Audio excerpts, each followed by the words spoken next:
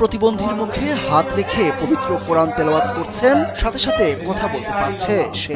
বিশ্বাস, অলৌকিক শক্তি আর আধ্যাত্মিক নিরাময়ের প্রতি মানুষের আগ্রহ চিরকালীন। সেই আগ্রহকে কেন্দ্র করেই আলোচনায় আসেন মালা আলী কুর্দি। আমি বিষয়টা নিয়ে গবেষণা করেছি।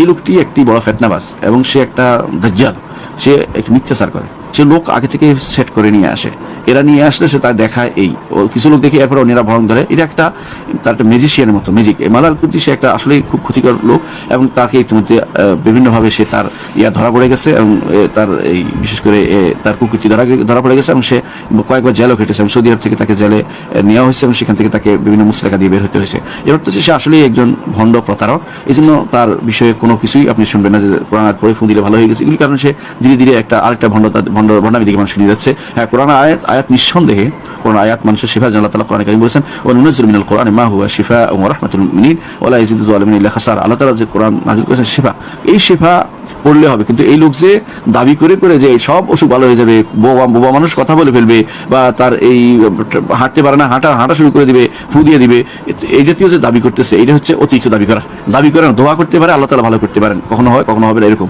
কিন্তু সে যেটা দেখাচ্ছে, এটা অর্থ হচ্ছে একেবারে মানুষ যেন পাগল তার বাড়িতে ছুটে এবং সেটা করে। এটা একটা পরবর্তী প্রমাণিত হয়ে গেছে, প্রুভড হয়ে গেছে সে আসলে একটা ভণ্ড এবং প্রতারক। এই জন্য তার ব্যাপারে আমরা আমি কোনো ব্যক্তিকে আমি চিনি না, শুনেছি যে এরকম কিছু, কিন্তু যা শুনছি তাতে মনে হচ্ছে যে সে একজন প্রতারক, আর সে নিশ্চয়ই কোনো শিরক বিদআতের আশ্রয় নিচ্ছে আর মানুষের সাথে প্রতারণা করছে, অথবা জিন ব্যবহার করছে। আর জিনের সাহায্য নেওয়া হারাম। যদি কেউ ইস্তেখদামুল জিন করে, জিনের সাহায্য নেন, জিনদের মধ্যে বড় বড় চিকিৎসক আছে, হতে পারে জিনদেরকে দিয়ে কিছু করছে, কিছু ভেলকিবাজি করছে।